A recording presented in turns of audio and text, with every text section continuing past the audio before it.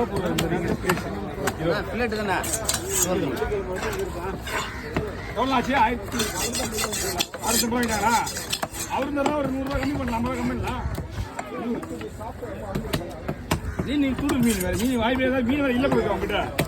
எல்லாம் எடுத்து வாங்கி வச்சுருப்பாங்க.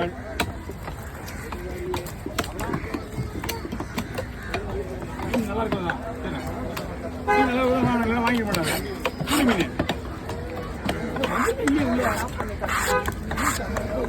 அந்த பக்கம் இல்லை. அவன் காலையில் வாங்கி கொடுப்பாங்க.